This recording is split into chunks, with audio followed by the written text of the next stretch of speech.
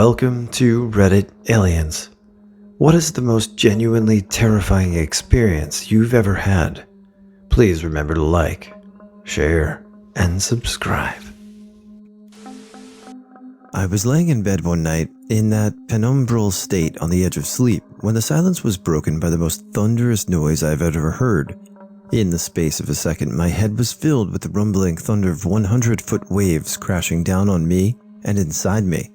It must have lasted only a couple of seconds, but felt like forever. When my ears stopped ringing, I was sat bolt upright in bed, covered in a cold sweat, trying to figure out what the hell had happened. I knew, somehow, that it had been in my mind, not something real. It took me a while to calm down and lay back down, and even longer to begin to drift off once more. Then it happened again. This time, I decided to Google what had happened and found it's a real phenomenon, which was somewhat reassuring despite the name given to it, exploding head syndrome. There's very little understanding of it because most people don't ever experience it, and thankfully, for those who do, it's a once-in-a-lifetime event. Thankfully, it's never happened to me again since. 1. My high school art class went to the state capitol, and my friend, male, and I, female, left the group to find a bathroom. We walked down the hill to this building and went inside. There were a bunch of guys in there playing basketball. I went to the women's and he went into the men's, which was right across from each other. While I was in there, I clearly heard the guys outside the bathroom door arguing about robbing us. I didn't know whether I should come out before my friend did. Luckily, I think the older man convinced them not to do anything to us because we both came out about the same time and left unharmed. 2. I was in college and I smoked synthetic weed and drank alcohol at the same time. Stupid idea. At one point, I went unconscious, then became completely conscious and awake but couldn't move my body or anything at all. It's like I was trapped and could see and think but couldn't move at all. This lasted for a full 30 minutes before I went unconscious again and woke back up and puked. Never did that again. Being stabbed by my wife, ex now, good. I went to work, and she was fine, but during the day she snapped mentally and didn't know who she was or who I was. I walked in and went to hug her, and she had a blank look in her eyes and lunged at me with a carving knife. I turned, but she still got me. She was going for the heart and wound up grazing off my ribs under my left arm. I had to grapple with her to get the knife away and stop her from attacking me. I wound up subduing her, face up on the floor, with her arms crossed so I could sit on them. I managed to grab a towel off the counter and put it under my arm to keep from bleeding out and called 911. I made sure the dispatch told the cops I was the wounded one and was sitting on her to keep her from killing me, and the door was unlocked. Effing California cops burst in, guns drawn, and were threatening to shoot me. I said I will get up, but she needs to be controlled or she will attack them. They effing tackled me, and of course, she jumped up and started to attack them while they cuffed me. They wound up tasing her and cuffing her too while I'm bleeding out. They eventually at least grabbed the towel and covered the wound again until the ambulance showed up and they cuffed me to the gurney. They eventually uncuffed me and I had to get stitched up. I will never call the cops again. They still tried to arrest me after, but at least the captain had a brain and told the morons to let me go. San Jose cops are psychopaths. I mean, there's a lot to unpack from this story. I hope that you're all right. I hope that your ex is okay, and the police work in that incident was not good. I can understand why someone would be cynical. My dog bit me in the neck, but I don't really blame her, okay? She's never been good with recall, got loose, and was about to enter a horse pen, not mine, neighbors down the road, after I followed her over there. I made the brash decision to tackle her when I was close enough, and when I did, I must have hurt her because she yelped and reached around biting me in the neck, but she let go immediately. It was just the first thing she grabbed. Had my arm been there, it would have been that instead. She had the guiltiest look on her face. I had to walk home holding her collar in one hand and my neck in the other. It was the scariest moment of my life because I just kept thinking, oh my God, this is how I die, bit by my own dog. I had to let go to knock on the back door because it was locked. When I got inside, I was covered in blood and had to be taken to the hospital ASAP. I had 3 deep puncture wounds, one of which just missed my jugular vein. Luckily, it wasn't very serious, and I got some shots and antibiotics and went home. It healed pretty fast. I do have scars, but they've faded to white now and are barely noticeable, which sucks because for a while it looked like a vampire bit me. When I, 11 female, was out taking a walk and buying groceries with my older brother, 13 male, for our mother, a woman came up to us and asked us to take photos of her, with her and where we were going.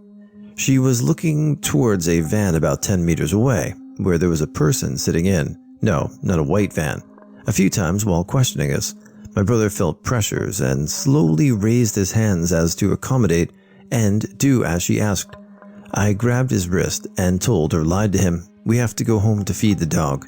We have never had dogs," and I walked as fast as I could.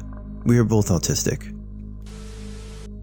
I dove into the ocean in Cancun to save a 3-year-old girl who was being swept out to sea by a riptide. I managed to save her, but very nearly drowned as well. I am still traumatized by the event years later. Have never gone in the ocean again. Won't even go in the effing bath without a life jacket on.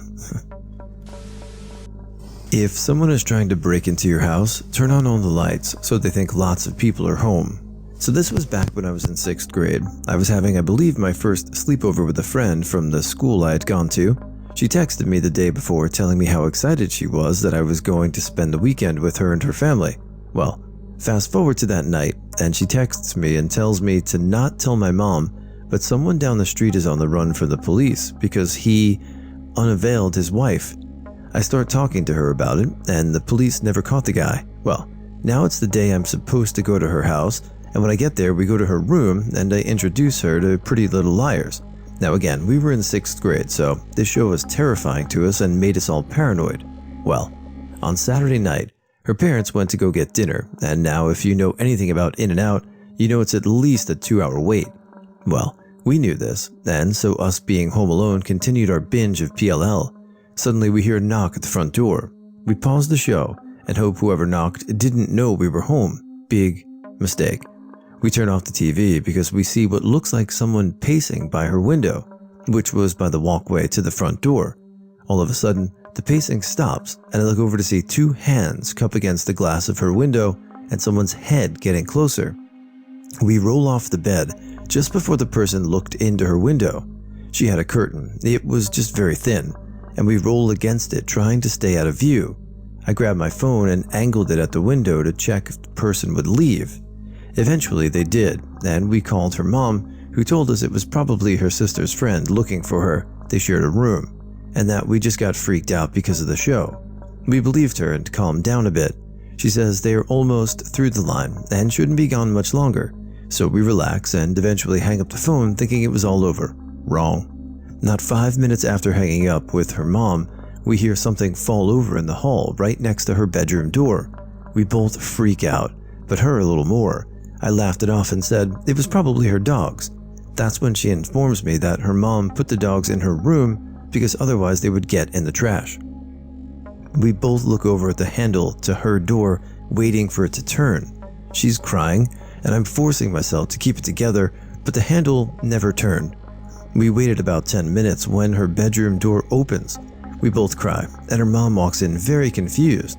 We tell her what happened, and she says, "I was wondering why this was on the floor," and holds up a little statue that was on the counter. We all look at each other when her stepdad calls from the kitchen. "Hey, who left the back door open?" I didn't sleep at all the rest of the weekend and never went back to her house. As far as I know, they never did catch the man who, unalived his wife. One year for Thanksgiving, my mom and I planned on going on a last-minute trip to Texas to visit a family member. I grew up always flying pretty frequently, so flying didn't scare me much. In fact, it fascinated me a lot since we flew a lot. Anyways, we had a layover in LA, then we would head to Texas. As we were pulling out of the gate, I remembered telling my mom it was quite stormy outside to be flying, and we both just shrugged it off. As we got in the air, and were well above 10,000 feet, I pulled my tablet out to watch movies, and my mom decided to take a nap, since it was a 1-hour flight late at night. I looked out the window, and it was so rainy that since we were going so fast, the rain looked like stars, and we were in a Star Wars movie going at light speed.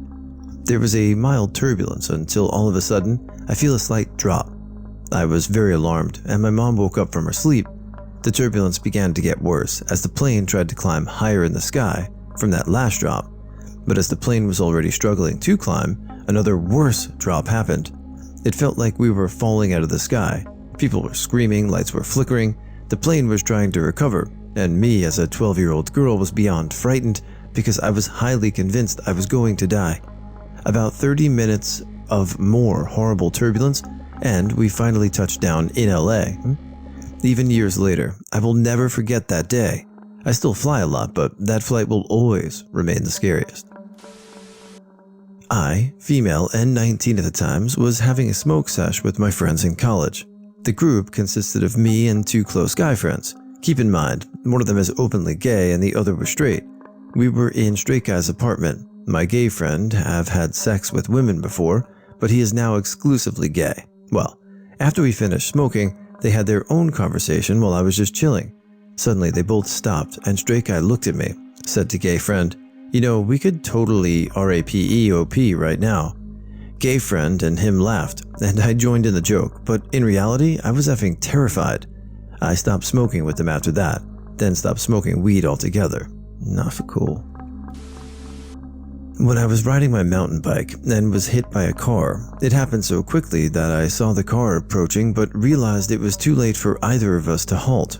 I don't recall the exact moment he hit me, but I do recall flying into the air and thought, wow, I must be about 5 feet up. Where's my bike? Oh, it's flown off in the opposite direction, I thought, as I watched the ground slowly approach me. The strange thing was that I didn't feel anything when I touched the ground. It felt like I'd floated down on a feather bed. For what seemed like an age, I laid there. When the driver came over and helped me up, it was only a matter of seconds.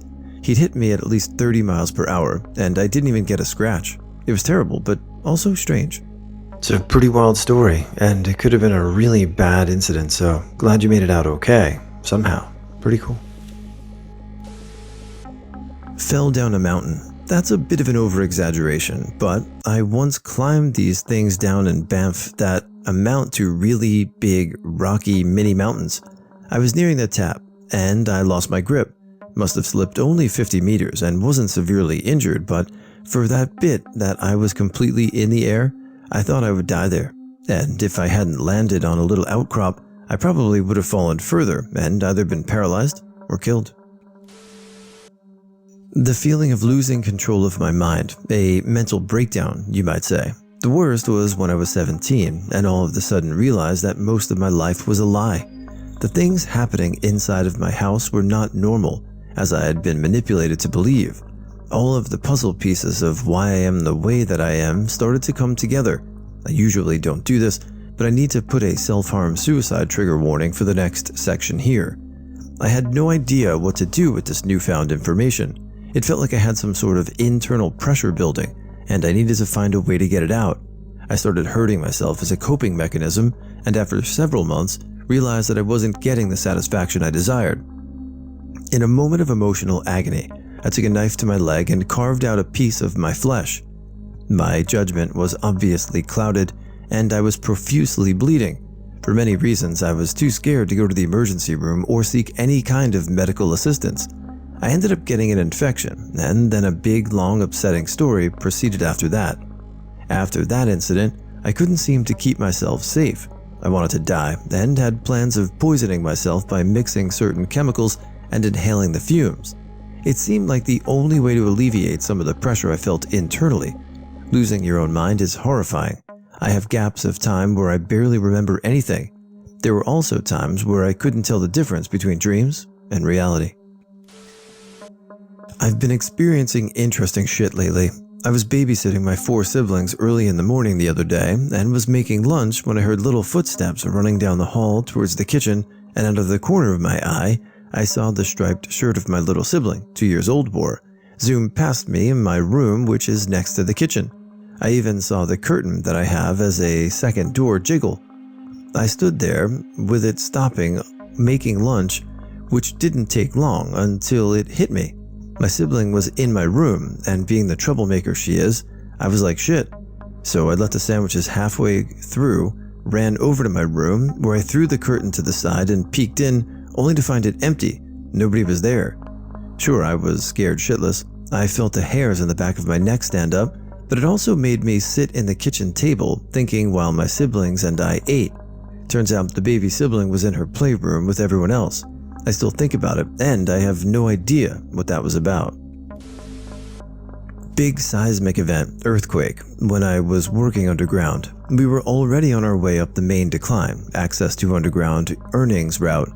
Pretty much just a massive bang that shook up all the dust, so visibility was poor. Basically, an entire level collapsed and the people working there were on lunch break, or else we would have been retrieving bodies. Everyone pretends not to be scared. About 5 people quit straight after. I still haven't told my parents about that. Do we want them to worry? LOL. I almost broke my neck at 16. I was throwing a party and had been chugging all kinds of whiskey and smoking a lot of weed all night. I had a hanging hammock chair attached to my ceiling with a wooden bar at the top. Throughout the years, I loved climbing up and hanging upside down from it. I'm only 110 pounds and could always pull it off safely. However, on this particular night, I forgot to take one important thing into account. 2 weeks before the party, me and my friends thought we would test how hard it would be to get the chair to fall out. So we jumped on in and pulled on it, all kinds of stuff like that, and it never fell out. But there was a giant crack all around it in the ceiling. So my idiot self forgot all about that and had to show a friend my cool trick. As soon as I got upside down, the chair fell out of the ceiling, and my friends watching said they saw my body scorpion. Legs went all the way behind my head. My parents were home, and my mom's a nurse, so I was luckily barely conscious, got up and ran to my mom to check me out. The second I got to her, I sat down and felt the whole room spinning and shut my eyes. I remember seeing in my head that I was spinning super fast in a spinning chair. Woke up a few minutes later and only had minor injuries, luckily. Had a huge cut on my forehead, and one of my teeth was almost all the way pulled out. To this day, I still have neck and back issues. I cannot fully turn or twist to my right, even after physical therapy, and my tooth fixed itself mostly, but it's still a bit crooked. Moral of the story is, don't do stupid things when you're effed up. Even if it doesn't seem all that stupid at the time, you'll regret it. As Mike Tyson once said, we all do dumb shit when we're effed up, right? And your parents were home while you were drinking whiskey and smoking weed? Pretty cool parents. I guess better to be there than not, right? What are your thoughts on that? It's not a massive thing, but one day I woke up feeling the need to pee. Went to the bathroom, and that's when my brain started to collapse. I suddenly felt weakness take over my body. I couldn't walk. I just sat in the toilet seat feeling nothing but some sort of dizziness. I genuinely became scared of dying right there. All of my life flashed right in front of my eyes. I've yet to explore so many things, the world, and I was afraid to be taken away from everything at once in pain. After 10 minutes or so, my consciousness regained itself, and I went out and sat on the bed for a long while, staring at the ground and just thinking of what had happened. I didn't tell this to anyone since it'll only make my family members say how weak I am, and that I don't eat good food, or worse, because of my phone. It has stuck with me ever since. This probably isn't nearly as bad as moments from other people, but I'm 15 FTM, and my mother is a bit of a neurotic and unpredictable person. She is very nice, and I tend to get whatever I want with her, but she has far too many moments where she gets really controlling and uncomfortable to be around. I remember one time when her, my aunt, and I were all outside enjoying the sun. My mother forcefully took off my jacket and rolled up my pants because there's no point in being outside if the sun isn't hitting your skin. And weird stuff like not letting me eat more and 1 banana a day, and thinks drinking too much milk is gonna make me fat and give me arthritis. Well, she gets at her worst when she's reminded that I'm a trans guy, and these breakdowns are becoming more common, more unpredictable, and more extreme. She often screams at me that I'm a selfish and bad person and breaks stuff.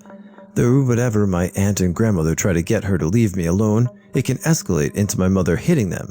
It has gotten to the point that whenever my mother blows up, no one does anything, and she faces no consequences. Last time this happened is when I recently got my hair cut. She wasn't big on me letting my hair get cut to begin with, since she thinks I'm enabling me being trans, but it had to be done. She started nitpicking at me, telling me to change my t-shirt because I wear it too often, even though it has just been washed, the usual kind of stuff. But then, as I started to do what she wanted, she told me she'll be waiting in the car. But when I went out there, she had driven off. I was very confused at this and went back inside. 10 minutes later, she called me screaming at me that I'm not ready and then told me to get in the car since she's back. I knew shit was going to end up going down after I get my haircut because it always does with her. But as I got in, she told me she's just going to let me walk on my own at the barbershop. She'll wait. But then she came into the place with me. Her lack of consistency has always thrown me off as a younger kid, and now I've learned to fear it. Once I got my haircut, all seemed fine for the first few minutes, then she started yelling at me while diving back home. Soon, she started screaming "no" over and over again at the top of her lungs. I almost felt like crying because I had never heard someone scream so loud and with such anguish. But it scared the hell out of me, and she started breaking stuff while driving in the car. I hoped that she wouldn't do something crazy like crash the car into something, and she screamed all the way home. I felt really relieved that we made it home, but she suddenly stopped screaming and calmly told me to get out and that she can't take it anymore. As I got out, she drove away, and I sat on my couch the rest of the day, worried that she might have killed herself since she talks about not wanting to live anymore quite a bit. The whole day I was effing worried, and part of me just wished she was gone so my poor aunt and grandparents, who we live with, can live in peace again. But eventually my mom came back, and now I get so scared even if she just looks at me because anything could just set her off.